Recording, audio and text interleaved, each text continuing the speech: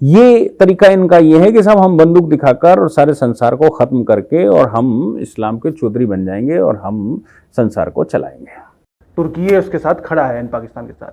और कौन कौन से देश हैं जो आमने सामने का युद्ध होगा जो कि पाकिस्तान के साथ खड़ा हो सकते हैं इस्लाम के नाम पर ही सही। ये उमर अब्दुल्ला बैठे हैं तभी से ही क्यों तेज हो गया?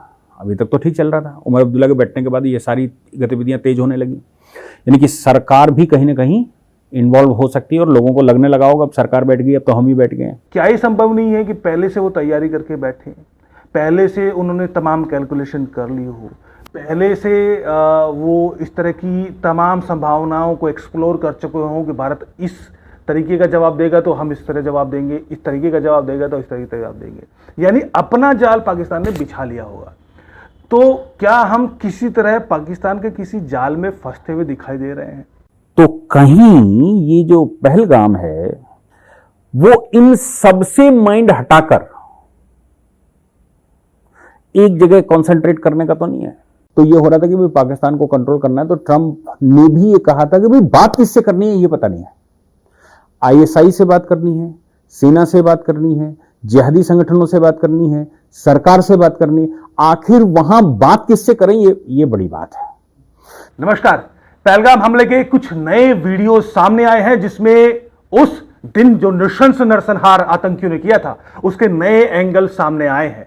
उस पर आज हम चर्चा करेंगे, साथ साथ पाकिस्तान पर चर्चा करेंगे, जहां पर एक तरफ पाकिस्तान अंतर्राष्ट्रीय मंच पर पहलगाम हमले में अपने हाथ के ना शामिल होने की बात कह रहा है, जांच की बात कह रहा है, लेकिन इधर पाकिस्तान में केपीके हो, बलूचिस्तान हो या सिंध हो, तीनों जगह जो अलग अलग तरह से हमले हैं वो पाकिस्तान पर हो रहे हैं। उसके पीछे की क्या उसके पीछे गणित है, क्या स्थिति है और क्यों ऐसा हो रहा है, इस पर बात करने के लिए हमारे साथ हैं डीके दुबे जी, अंतर्राष्ट्रीय मामलों के जानकार, जम्मू कश्मीर पर गहन अध्ययन का है।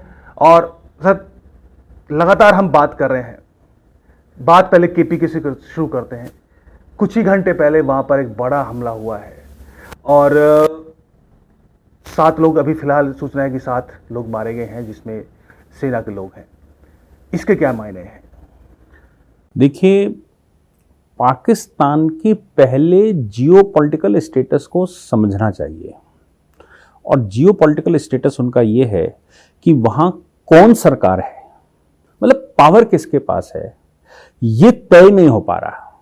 भारत के प्रधानमंत्री पिछली बार भी जब ये पुलवामा और सब हुआ था तब भी, और उस समय आपको याद होगा कि भारत के प्रधानमंत्री ने एक बात कही थी कि, या कुछ बात सब निकल कर आई थी कि बात हुई ट्रंप से, पिछली ट्रंप 1, तो ये हो रहा था कि भाई पाकिस्तान को कंट्रोल करना है, तो ट्रंप ने भी ये कहा था कि भाई बात किससे करनी है ये पता नहीं है।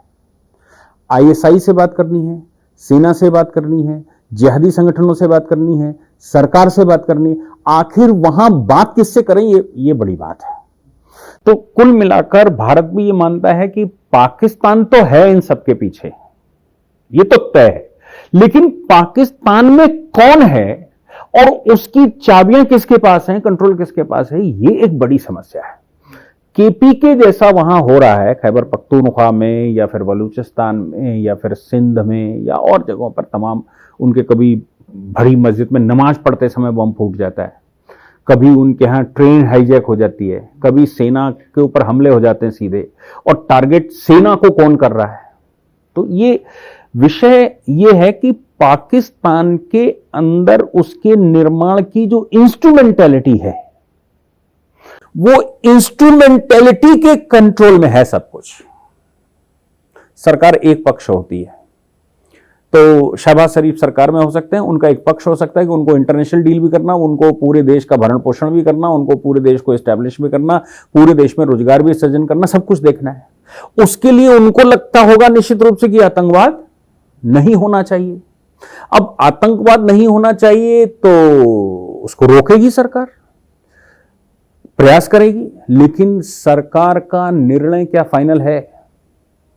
तो ये जो सेना के ऊपर हो रहा है केपीके में, ये तब से शुरू हो रहा है जब से तहरीके तालिबान पाकिस्तान और पाकिस्तान सरकार के बीच की जो सीज फायर था वो ब्रेक हुआ।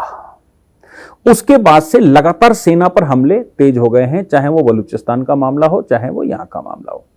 यानी कि पाकिस्तान के अंदर के जिहादी गुट या जो स्वतंत्रता को अपना अधिकार मानते हैं ऐसे गुट, उनका मानना है कि पाकिस्तान की आर्मी ने उनको पोपट बनाकर रखा, इस्तेमाल किया, आतंकी तैयार किए, इस्तेमाल किए। और ये बात तो वहां की सरकार ऑफिशियली कह रही है। आपको याद है 2019 इमरान खान वो इंटरनेशनल मंचों पर कह के आए थे कि भाई यूके और पश्चिमी देशों ने पहले हमसे आतंकवाद पलवाया और अपने लिए इस्तेमाल करा, और अब हमें छोड़ रहे हो। यानी कि जो फसल बोना उन्होंने सिखा दिया, जो फसल बो दी गई, वो फसल अब उसकी प्रोडक्टिविटी अब उसकी मार्केट खत्म हो गई, तो हम क्या करें? हमारा तो व्यापार ही खत्म हो गया, आतंकवाद व्यापार था। लेकिन इसके पीछे जो अभी ख्वाजा आसिफ ने कहा, वैल्यू उनकी हो ना हो, लेकिन कहा तो उस बंदे ने, और इंटरनेशनल मंच पर कहा है कि मीडिया के, इंटरनेशनल मीडिया को इंटरव्यू देते हुए, हाँ, वो ये कह रहा है कि भाई हम 30 साल तक यही करते रहे, हम तो खुद ही पीड़ित हैं। अब जो हथियार हमने बना लिए, जो आतंकी बना लिए, जो आतंकी मानसिकता बना दी, जो आतंकवादी तैयार कर दिए, वो उससे हम कैसे निपटे? वो तो हमारे लिए खतरा हो गए। आपने सांप पाला था, वो आपको ही काट रहा है, और मैं मारूं कैसे? क्योंकि वो बड़ा बेकरार हो चुका है। तो सरकार का भी इशारा किसी न किसी तरह से वहां आईएसआई की तरफ है या फिर वो सेना की तरफ है। वो सीधे कह नहीं सकते, क्योंकि वो सीधे कहेंगे इमरान खान की तरह तो क्या होगा? इमरान खान को हमने देख लिया। ये भी कहना यही चाहते हैं कि भाई आतंकवाद पाकिस्तान पनपा रहा था, हम व्यापार कर रहे थे, वो आपकी वजह से कर रहे थे, आप हमको उस पर सब्सिडी दे रहे थे, शांति की सब्सिडी आ रही थी, तमाम तरह का एड आ रही थी, पीस एड, वो सब एड सेना के पास जाती थी। सेना तैयार कौन करेगा भाई? हम तैयार कर रहे थे, मतलब कौन तैयार करेगा? सेना तैयार कर रही थी ना। तो सेना ने जो तैयार किया, तो आज की तारीख में वो ये कहना चाहते हैं कि देखो ये मेरे हाथ में नहीं है, ये सब कुछ सेना के हाथ में है, ये सेना का दूसरा एड आईएसआई है, उसके हाथ में। हम तो जी आतंकवाद रोकना चाहते हैं, हम खुली इंक्वायरी करना चाहते हैं, हम खुली बात करना चाहते हैं, हम खुला इन्वेस्टिगेशन करना चाहते हैं, सब कुछ हम करना चाहते हैं। और ये हो भी कि वो जो सरकार में बैठे 4 लोग हैं उनको मालूम ना हो कि ये कहां से हो रहा है। लेकिन ये चीज तो पहले से जग जाहिर है कि भाई जो सिविलियन गवर्नमेंट है वो तो एक पपेट गवर्नमेंट है, उसके हाथ में कुछ है नहीं। हमने करगिल के दौरान देखा कि नवाज शरीफ को पता ही नहीं था।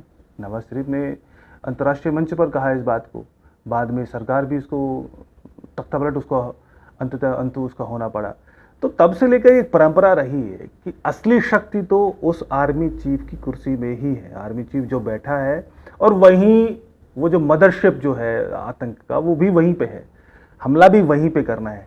और सिविलियन गवर्नमेंट को पता हो ना पता हो, वो एक डिनायल के तौर पर, यानी एक हमला करेगा, एक डिनाई करेगा, और दोनों में एक बैलेंस बना रहेगा। ये भी तो एक गेम हो सकता है। ये हो सकता नहीं, पीछे से तो सारी स्थिति क्लियर है। अब नवाज शरीफ की आप बात कह रहे हैं, नवाज शरीफ में कल फिर एक स्टेटमेंट आया नवाज शरीफ का। नवाज शरीफ ने कल कहा, शहबाज शरीफ को, ऐसा मीडिया में आया, शहबाज शरीफ को कहा गया कि भारत के खिलाफ कोई हार्ड एक्शन न लो, इसमें भारत मजबूर है, या भारत के साथ हमें संबंध बनाने हैं, भारत के साथ संबंध बिगाड़ने नहीं है। ये सरकार की हैसियत से बयान दिया जा रहा है, जो सत्ता में बैठे लोग हैं। लेकिन सत्य तो यही, इस स्टेटमेंट का भी मतलब यही निकलता है कि वो सीधा आर्मी की तरफ इशारा कर रहे हैं। देखो, चाहे इमरान खान का मामला हो, चाहे नवाज शरीफ शहबाज शरीफ का मामला हो, इनके भी कंट्रोल जब तक आर्मी के हाथ में ये खिलते रहे तब तक ठीक है। जिस दिन ये बोल देते हैं उस दिन उनका भी तख्ता पलट हो जाता है, वो जेल में पड़े हुए हैं। यहां तक कि जुल्फिकार अली भुट्टो तो लटकाई दिए थे उन्होंने, मतलब वो इस मामले में भी पीछे नहीं हटते। इसलिए यहां पर सरकार के नाते वहां की जो वो स्टेटमेंट दे रहे हैं, वो हो सकता है कि कुछ हद तक उनका ठीक हो, लेकिन उनकी मजबूरी ये है कि वो इमरान खान नहीं बन सकते, वो नवाज शरीफ नहीं बन सकते, नहीं तो आर्मी क्या करेगी ये पता है। अच्छा, पॉलिटिकल अथॉरिटी इशारा कर रही हैं तो उनके समर्थक भी हैं, उनके समर्थक टारगेट बनाए हैं आर्मी को। आपको याद है कि उनके सेना कार्यालय पर हमला हुआ था, किसने किया था? ये इमरान खान के लोगों ने किया था।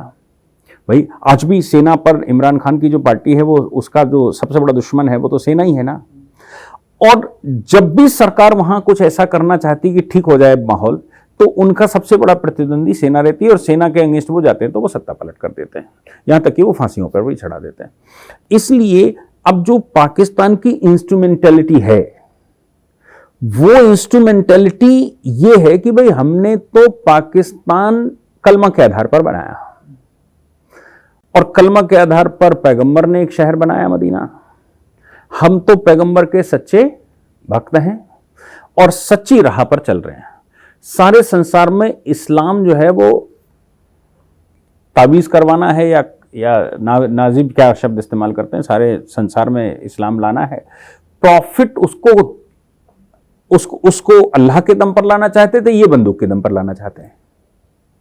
ये तरीका इनका ये है कि सब हम बंदूक दिखाकर और सारे संसार को खत्म करके और हम इस्लाम के चौधरी बन जाएंगे और हम संसार को चलाएंगे, जो मुझे लगता है इनके अंत का भी कारण बनेगा, निश्चित रूप से इनके अंत का कारण बनेगा। लेकिन पाकिस्तान की जो बड़ी आवाम है, जिसको ये कन्विंस करके लाया गया था पाकिस्तान कि हिंदुस्तान को फतेह करना है और फिर हिंदुस्तान में सत्ता स्थापित की जाएगी और उस सत्ता में तुम बड़े ओहदों पर रसूखदार लोग बनोगे, वो इंस्ट्रूमेंटेलिटी पाकिस्तान की कैसे खत्म होगी ये तो सरकार सोचे, क्योंकि वो नहीं खत्म होती।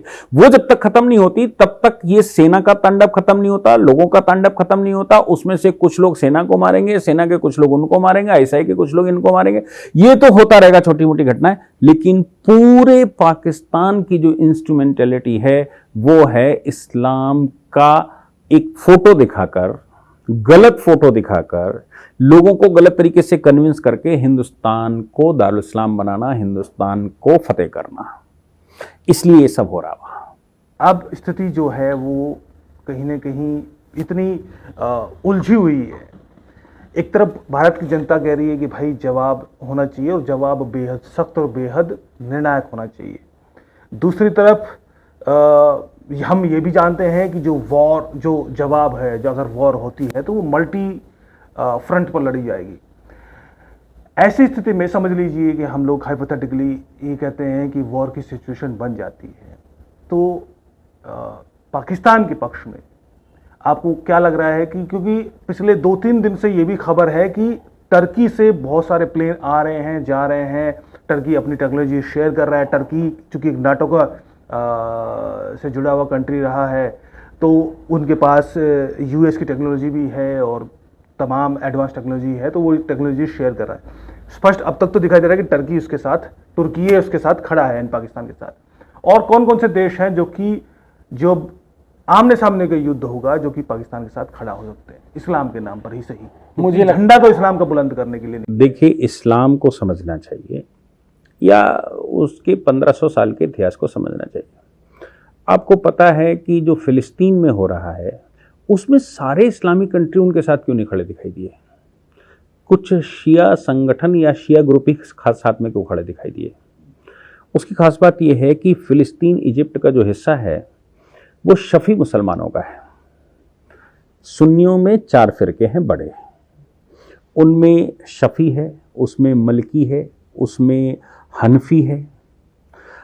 ये जो 4 बड़े ग्रुप हैं ये चारों एक दूसरे को देखना नहीं चाहते। इस्लाम के नाम से वो कहते तो जरूर हैं, लेकिन सच ये है कि ये फ्रंट पर नहीं उतरते। तो सवाल ये पैदा होता है कि फ्रंट पर कौन सा मुसलमान उतरेगा? अब टर्की और सऊदी 2 ग्रुप हैं। टर्किया इस समय माइनॉरिटी में है, सऊदिया इस समय मेजॉरिटी में है। सऊदिया में प्रिंस सलमान बैठा हुआ है। प्रिंस सलमान रिफॉर्मिस्ट हैं, वो रिफॉर्म लाना चाहते हैं इस्लाम में। टर्की में अर्दोजन बैठा हुआ है, उनके अंदर बहुत सारा इस समय हलचल चल रही है। तुर्की में बहुत बड़ी हलचलें चल रही हैं। उन्होंने मेयर को गिरफ्तार कर लिया, अर्दोजन के खिलाफ आंदोलन चल रहे हैं, अंदर डिस्टर्बेंस चल रही है। तुर्की वो लाना चाहती है जो टर्की सल्तनत हुआ करती थी जब खलीफा बैठता था। वो इसलिए सऊदी अरेबिया को भी काउंटर करने में पीछे नहीं हटते। एक दूसरे के जिससे संबंध हैं उनसे वो कटे कटे से रहते हैं। तो पाकिस्तान का मतलब ये हो गया, तुर्की साथ खड़ा दिखाई देने का मतलब हो गया कि मुस्लिमों के मेजॉरिटी स्टेट पाकिस्तान के साथ नहीं है। जो सऊदी अरेबिया जिनका नेतृत्व करता है वो पाकिस्तान के साथ नहीं है। तुर्की जिनका नेतृत्व करता है 2-4-5 कंट्रियों जिनसे वो संबंध बनाना चाहता है, जो अपने आप को बड़ा करना चाहता है, फिर से इस्लामिक स्टेट बनाना चाहता है, तुर्की उनके साथ खड़ा दिखाई दे सकता है। तुर्की की सिचुएशन फ्रांस के साथ, अजरबैजान के साथ और इधर इन स्थितियों में भारत ने भरपूर उनके ऊपर दबाव पीछे बनाया था। कुछ जगहों पर तो टर्की के खिलाफ हमने समर्थन भी कर दिया था। तो तुर्की की बात जहां तक आती है, वो अकेला पाकिस्तान के साथ अगर खड़ा भी हो जाए तो बहुत कुछ स्थिति में नहीं है। तुर्की ऐसा नहीं है, नाटो का वो सदस्य था तो वो उनके पास हाइड्रोजन बम है। नाटो के सदस्य होने के नाते उसमें छोटी छोटी गोली चलाने वाले भी होते हैं। तुर्की उन्हीं में से एक है। तुर्की का मतलब ये नहीं है कि वो भारत जैसे विशाल देश और गहन टेक्नोलॉजी के देश से वो टक्कर ले लेंगे, लेकिन हाँ, मदद तो कर ही सकते हैं पाकिस्तान की। इसलिए ये कहना बहुत कठिन है कि पाकिस्तान के साथ कोई खड़ा भी दिखाई पड़ेगा। तुर्की भी अगर खड़ा दिखाई पड़ेगा तो नाटो इस समय अमेरिका नेतृत्व करता है, तो क्या ट्रंप उसमें कोई स्टेटमेंट देंगे? अभी वो भी सवाल पैदा हो जाएगा कि ट्रंप भी बीच में कूदेंगे और नाटो के बाकी सदस्य बीच में कूदेंगे। तुर्की का सहयोग कहीं ना कहीं से रशिया भी कर देता है कभी कभी, तो रशिया क्या उनके साथ खड़ा दिखाई पड़ेगा? तो उनसे भी संबंध खराब होंगे। इसलिए तुर्की भी सीधा खड़ा पाकिस्तान के साथ नहीं दिखाई पड़ सकता। दूसरी बात जो है वो ये है कि पाकिस्तान को ये एहसास हो रहा है कि उनके पास शक्ति तो नहीं है, टूटने के कगार पर पक्का है। भारत ने अगर हमला किया तो कम से कम कुछ डिफेंस की स्थिति तो बना लें, कुछ प्राण तो बचाने की स्थिति बना लें। उसलिए वो दूसरों की मदद ले रहे हैं। वो इसलिए युद्ध करने के लिए नहीं कर रहे, वो युद्ध करने की स्थिति में नहीं है, लेकिन वो समाप्त होने की स्थिति में है, तो कुछ देर तक वो फील्डिंग कर लें, इसके लिए ही थोड़ा चलने का प्रयास हो रहा है। बाकी उनके पास कुछ है नहीं।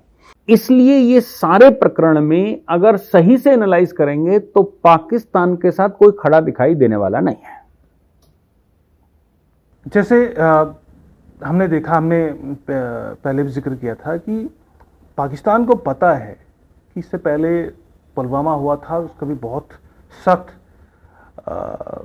जो जवाब था वो भारत ने दिया था एयर स्ट्राइक के जरिए, और उसके बाद इधर भी जम्मू कश्मीर में भी आर्टिकल 370 और आर्टिकल 35 को उठाने की बड़ी कार्रवाई की थी। पाकिस्तान को या फिर आर्मी को ये अंदेशा तो होगा कि अगर वो इस तरह की कार्रवाई करते हैं तो उसका जवाब उससे कहीं ज़्यादा, पिछली बार से कहीं ज़्यादा तगड़ा होगा। तो क्या ये संभव नहीं है कि पहले से वो तैयारी करके बैठे, पहले से उन्होंने तमाम कैलकुलेशन कर ली हो, पहले से वो इस तरह की तमाम संभावनाओं को एक्सप्लोर कर चुके हों कि भारत इस तरीके का जवाब देगा तो हम इस तरह जवाब देंगे, इस तरीके का जवाब देगा तो इस तरीके का जवाब देंगे, यानी अपना जाल पाकिस्तान ने बिछा लिया होगा। तो क्या हम किसी तरह पाकिस्तान के किसी जाल में फंसते हुए दिखाई दे रहे हैं? क्या हमें अपना गेम, अपने प्लान के साथ आगे बढ़ना चाहिए? वो क्या हो सकता है? इस एंगल से कम ठंडे दिमाग से ये भी सोचने की जरूरत है कि हम इस पे, आपको क्या लगता है कि इस तरह सोचने की जरूरत है या नहीं? देखिए, भारत के मोदी जी का खासतौर से ये जो सरकार इस समय बैठी हुई है, इसका पॉइंट ऑफ व्यू लेना चाहिए। ये कभी दूसरे की बैटलफील्ड में नहीं घुसती, ये अपने माहौल में ही घुसती है। जब तक हम हवा में पतंग नहीं उड़ाने लायक होंगे तब तक हम देश भर की बातें सुनेंगे, लेकिन हमारी सरकार बैठी रहती है। हमारी सरकार जैसे ही उसकी तैयारी पूरी होती है तब हमला करती है। वो चाहे आप एयर स्ट्राइक में देख लो, चाहे सर्जिकल स्ट्राइक में देख लो, बाद में खूब बवाल हुआ था। सरकार ने अपने समय पर अपने हिसाब से उसका रिटेलिएशन किया। इसलिए ये तो मत सोचिए कि वो तैयार होकर बैठे होंगे और हम उसमें जाकर जाल में फंस जाएंगे। आक्रोश होता है तो तमाम तरह के मेजरमेंट होते हैं जो सरकार उठा रही है, जो जनता को बताने के लिए भाई हम उठा रहे हैं। लेकिन जो युद्ध जैसी बड़ी स्थिति है वो भारत तभी करेगा जब भारत अपने हिसाब से जाल बिछा लेगा। अब इसमें जो ये पहलगाम हुआ, इसमें कभी कभी दो तीन बातें दिमाग में आती हैं। पहली बात तो ये है कि वक्फ एक बड़ा गेम था भारत में और जिन्ना की पॉलिसी का हिस्सा था। जिन्ना भारत को फतेह करना चाहता था, इसलिए वो प्रिंसली स्टेट में भी, उसके अधिमिलन में भी राजा तय करें ऐसा करना चाहता था। उसको लग रहा था 100 पाकिस्तान बनाएगा। फिर उसने ये वक्फ वाला खेल उसी समय खेल लिया।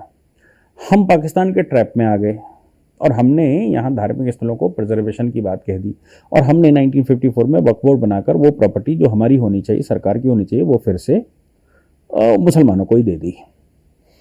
वक्फ बोर्ड 2013 में सफल हो गया, पावर ले गया वो, और पावर इतनी ले गया कि ऑटोनॉमस टाइप हो गया। ऑटोनॉमस इतना हो गया कि वो भारत की बाकी प्रॉपर्टी को भी क्लेम करने लगा। अब सरकार उसको रिवर्स कर रही है। सरकार के रिवर्स करने का मतलब यह है कि जिन्ना और जिन्ना के वंशजों की जो पॉलिसी है हिंदुस्तान को दारुल इस्लाम बनाने की, वो पॉलिसी फेल होना।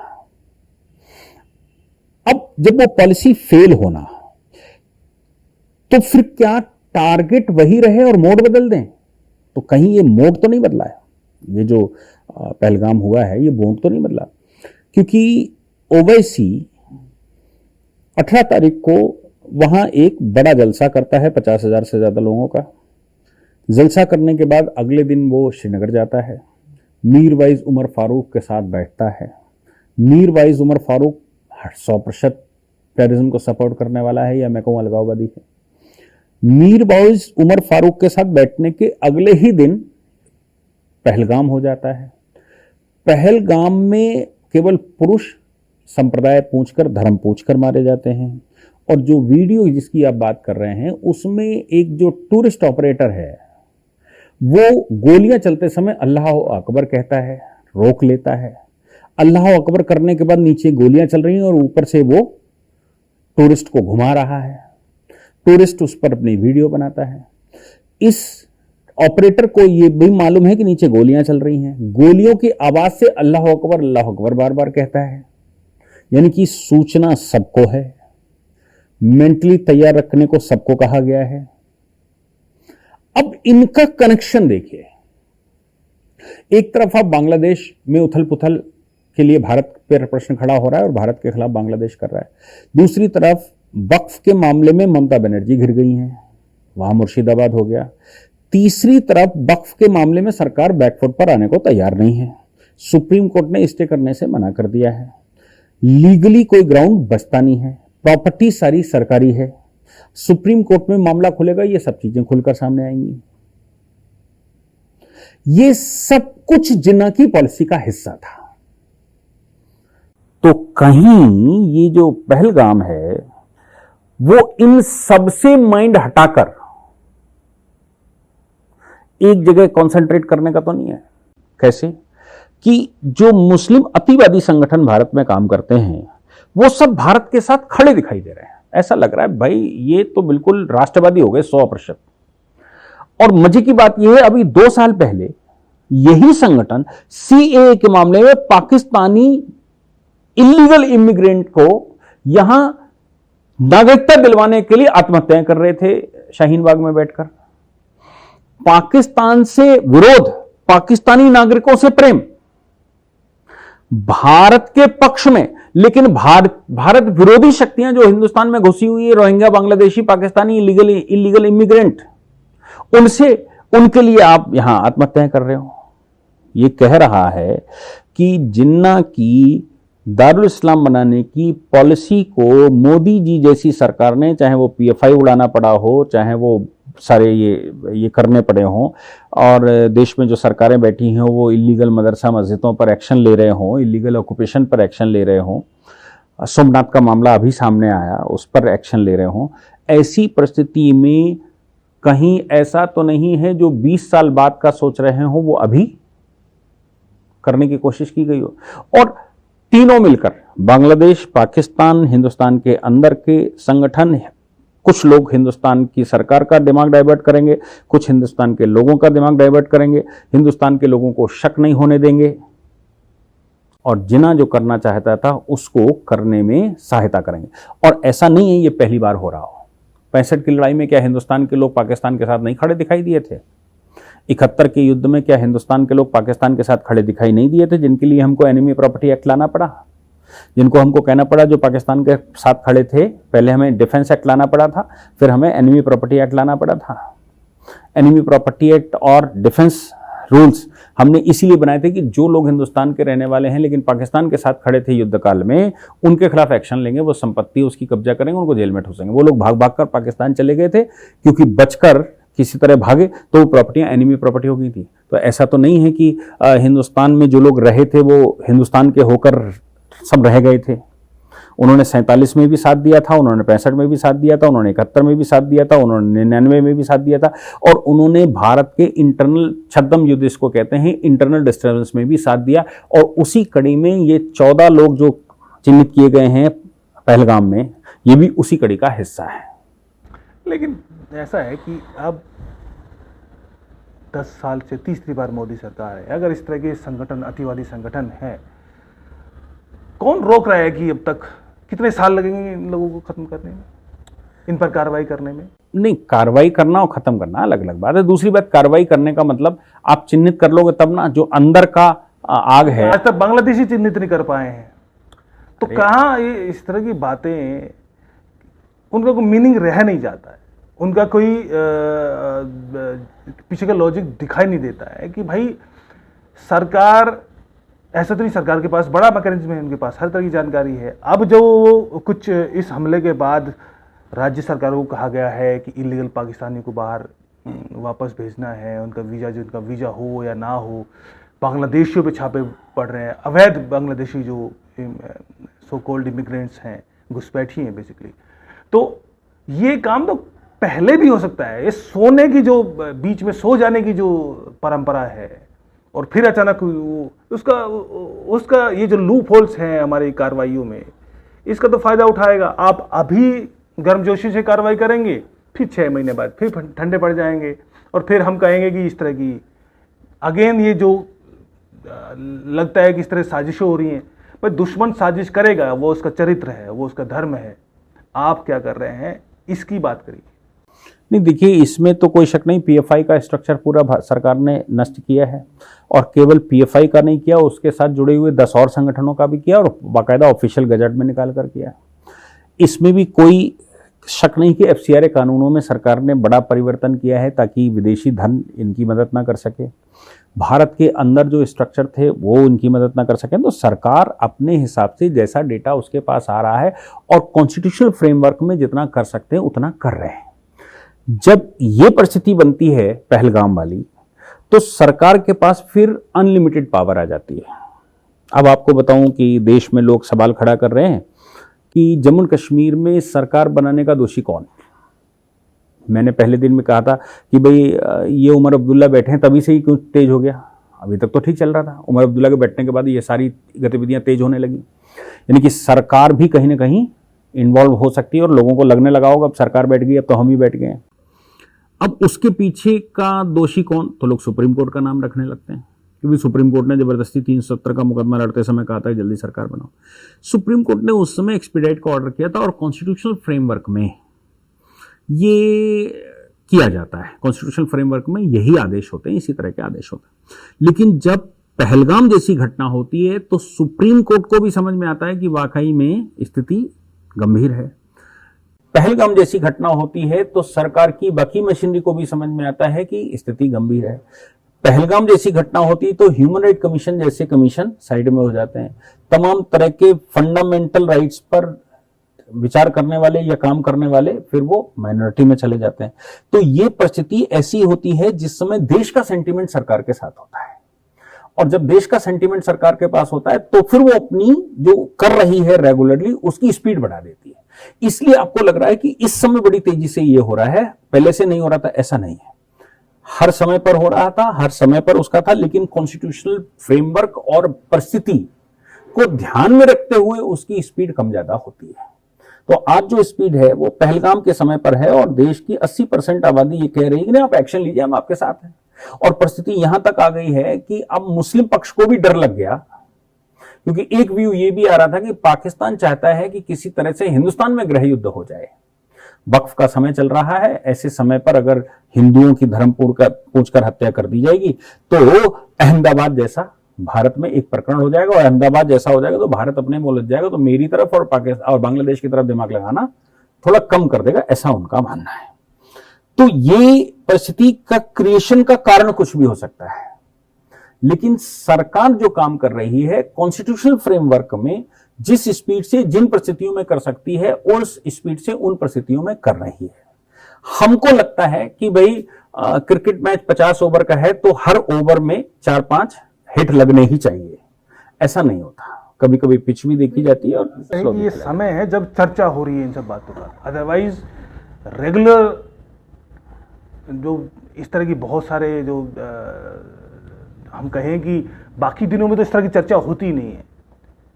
मुझे किसी ने किसी एक राज्य की पुलिस के किसी जिम्मेदार व्यक्ति ने कहा कि दरअसल हमारे जवान बांग्लादेशी घुसपैठियों को पकड़ते हैं और फिर छोड़ आते हैं, बांग्लादेश बॉर्डर पार कराते हैं, उससे पहले कि वो वापस अपने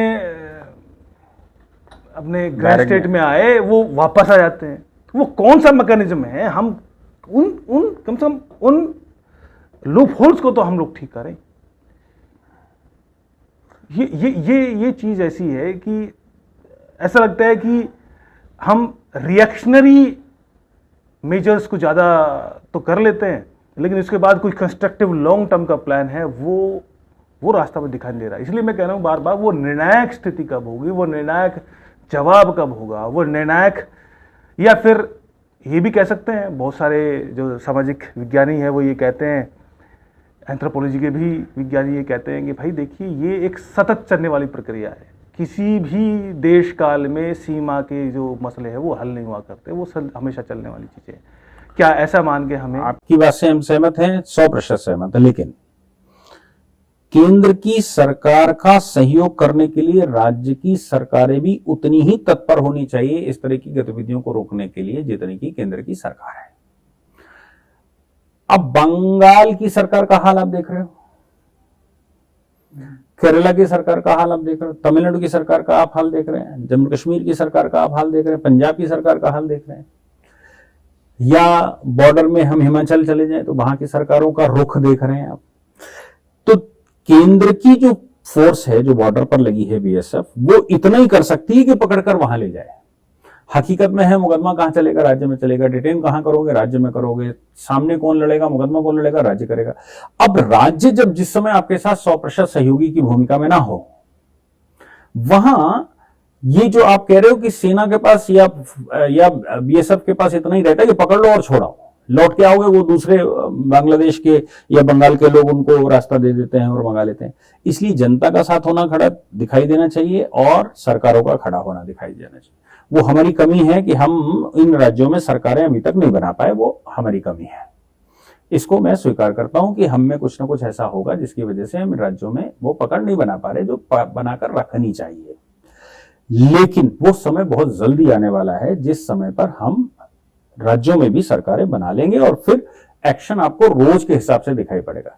जो आप बंगाल की बात कर रहे हैं वो उत्तर प्रदेश में क्यों नहीं होता? उसका भी तो बॉर्डर लगा है नेपाल से। नेपाल से खूब इन्फिल्ट्रेशन होता है, आजकल करके दिखावे। नेपाल के बॉर्डर पर तमाम गतिविधियां हैं, योगी जी ने सब तुड़वा दी। नेपाल के बॉर्डर, नेपाल से भारत में जो इलीगल इन्फिल्ट्रेशन होता था करके दिखाए। होता भी है तो डिटेन किए जाते हैं, उनके खिलाफ एक्शन होता है। तो डिपेंड राज्य सरकारों पर भी करता है, लोकल बॉडीज पर भी करता है। तो लोकल बॉडी राज्य सरकार अगर केंद्र के साथ फुली नहीं खड़ी है और अपोजिशन में खड़ी हुई है तो देखिए फिर इन राज्यों के बॉर्डर से एक्शन लेना थोड़ा मुश्किल काम होता है या उसमें गतिविधि को तेज करना थोड़ा मुश्किल काम होता है। इसलिए केंद्र की सरकार का एक्शन तो वो एक्शन में है, लेकिन राज्य जब तक सहयोग नहीं करता तब तक वो फुल्ली उसका परिणाम नहीं निकाल सकता है। इसलिए ये आपको दिखाई देता है कि जो हम करना चाहते हैं वो नहीं हो पा रहा।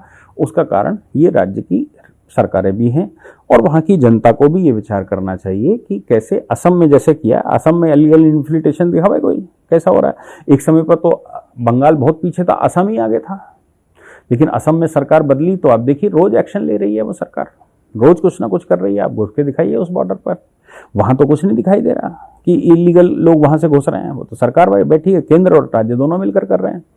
त्रिपुरा में खूब इन्फिल्ट्रेशन होता था, सरकार बदल गई है, अब देखिए वहां क्या स्थिति है। लेकिन यहां जो बंगाल की स्थिति है या जो और प्रदेशों की स्थिति है, ये स्थितियों की वजह से परिस्थितियां खराब हैं, जो हमको वही इलस्ट्रेशन में वही स्टेट दिखाई दे रहे हैं जिन स्टेटों में नॉन भारतीय जनता पार्टी की सरकार है। बहरहाल ये समय है ऐसी सब चर्चा करने का। उम्मीद ये है कि सरकार हर एक पहलू पर काम करे, जहाँ जहाँ कमियां हैं, चाहे वो आंतरिक अपने देश के अंदर हैं या देश के बाहर हो, और अपनी पूरी तैयारी के साथ, समय भरे लगे लेकिन पूरी तैयारी के साथ एक निर्णायक जवाब जरूर दे और निर्णायक निर्णय ले, जिससे आगे इस तरह की स्थितियां पैदा ना हो। बहुत बहुत धन्यवाद सर आपका।